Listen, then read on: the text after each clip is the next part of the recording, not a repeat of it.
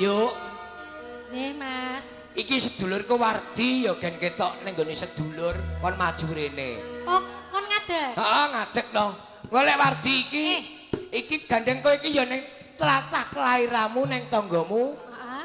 Awak lirik-lirik yo digawe enteng. Maju rene. Jenengan ki apa ora ngerti? Apa? Wong iki lungguh ketoke lungguh ning yo ngadeg lho, Mas. Ya wis gen rene ayo. Golek nang nggon sing penak kuwi. Ayo wong dengi gelem ngadeg, ayo. Ora gelem ngadeg. Ayo. Ora iso ngadeg lho. Pak Koslin, niki Wardi tanggane jenengan kajenge mriki nggih bawa nggih? Nggih. Nggih, lho. Wis iki dulurmu lanang kabeh nglumpuk nek kene. Lah iya. Oh tunggal. Wong ning desane dhewe lho padha Tangga karo lho. desa. Tangga desa lho. Lah ya mbok nek sing 11 karo kowe dikedit 15. Nggo tuku koyo. Malah Wardi terke diampirke mulih ngono lho, Mas. Diampir kan digawe apa?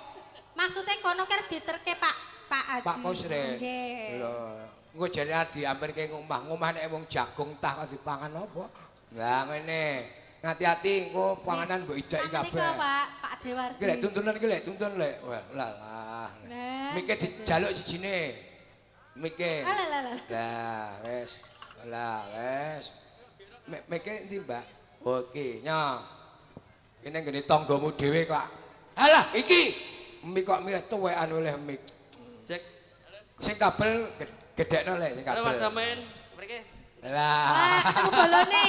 Ketemu bolone. Kanca pemain ketoprak. Iya. Waduh balap. Menika suwantenipun Bapak Kosren iki nek Mbak Wardi nek teng Solo sakniki gandeng pun sepuh nggih nyambi ustad sok ngisi pengajian. Nggih sae. Amin. Wonten Solo kondangipun Pak Wardi Al Mukaram. Karam to. Kae nek kene. Ya bawa sak-sae melak 6 dibake uyung. Matenan. Rembulane sumunar dadari Purwodadi hijrah neng Solo nderek babone. Lintang angepeke tawang Karo gondelana rada ndredeg wis tuwek. Kalau ya digandeng kene ora kudu digandeng karo Murti ae. Kalau ya tak gandeng. pating kula biar cayane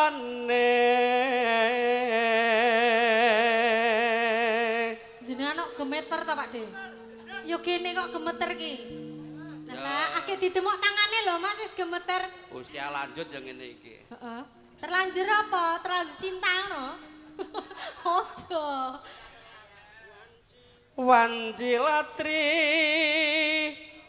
wis larut Wong tuwa suarane cek gandem ya Mas Kuntet. Tenan obat. swara angin sumripit ngidit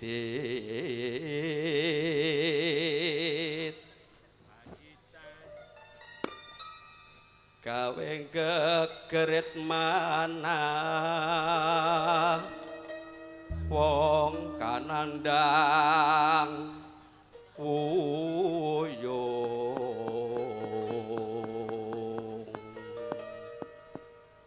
ketaman loro asmara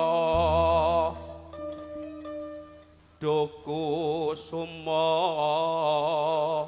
wilangan songolan kalih mugi welas mreng kula